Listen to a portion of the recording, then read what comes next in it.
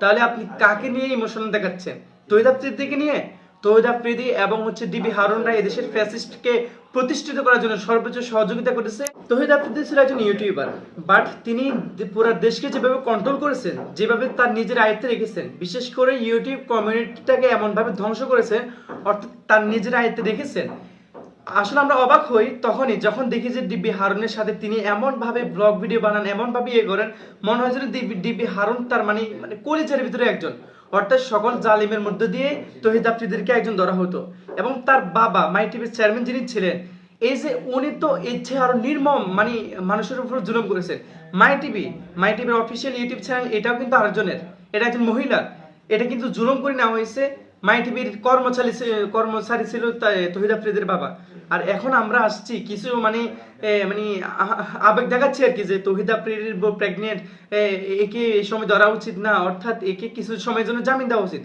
অথচ জামাতের একজন জুলাই যুদ্ধে একজন জুলাই সহযোগী জামাতের একজন নেতা ডক্টর শফিকুল ইসলাম মাসুদ, ওনার স্ত্রী ওই সময় তৎকালীন সময় ওনাকে যখন গ্রেপ্তার করা হয়েছে, তখন উনি ওই সময় প্রেগনেন্ট ছিলেন বটে, ওনার উপর অতিরিক্ত নির্যাতন করার কারণে ওনার যে ছেলে সন্তানটা হয়েছে সেটা মৃত হয়েছে।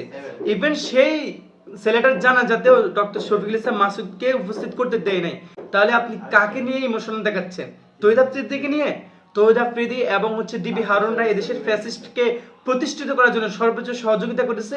ইভেন জুলাই আন্দোলনেও তৌহিদ আফ্রিদি কি করেছে, পুরো কন্টেন্ট ক্রিয়েটর সবাইকে বলছে যে জোর দাবি, সবাইকে ভয় দেখিয়ে বলছে যে তোমরা কন্টেন্ট ক্রিয়েট করো, শেখ হাসিনাকে এবং তার বিভিন্ন যেগুলো যমুনা সেতু, ওই মানে হাবিজাবি সবগুলো পর্যটন কেন্দ্রগুলোকে তোমরা ইয়ে করো, যেন যেগুলোতে উন্নয়ন হাসিনা করেছে এগুলো বোঝাও, এবং বাইরের রাষ্ট্রে তোমরা এগুলোকে রিপ্রেজেন্ট করো, যেন খুনি হাসিনার মানে ফ্যাসিজমটা আরো যেন লং টাইম হয় এবং তার গতিতে যেন ঠিক থাকে।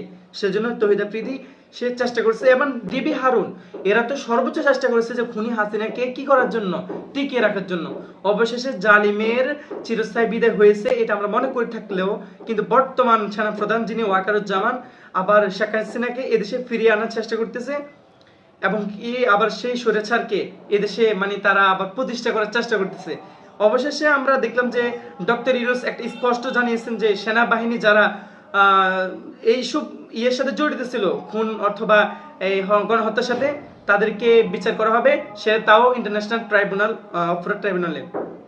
সেনাপ্রধান ওয়াকারুজ্জামান তিনি চেয়েছিলেন তাদের এই বিচারগুলোকে তাদের আয়ত্ত বা তার মতো করে করতে, কিন্তু সেখানে তিনি যে একজন দোষী ডক্টর ইউনূস সেটা ভালো করে বুঝছেন, আর সেজন্য এটা ইন্টারন্যাশনাল অপরাধ ট্রাইব্যুনালে উপরে ছেড়ে দিয়েছে যে এটা বিচার করা হবে।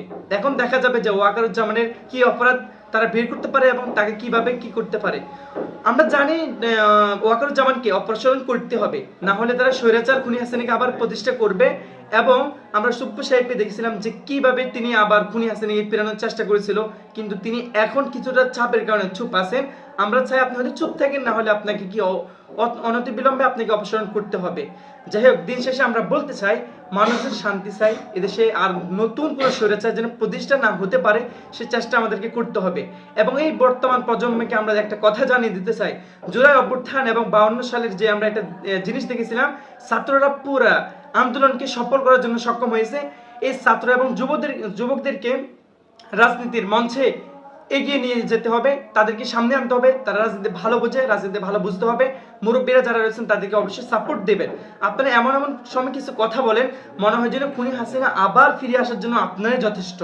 যাই হোক, দিন শেষে আমরা বলতে চাই আগামীর যুবকদের কণ্ঠ ধরে হাত ধরে আগামীর বাংলার রাজনীতি পাল্টে দেব ইনশাআল্লাহ, এতে কোনো সন্দেহ নেই।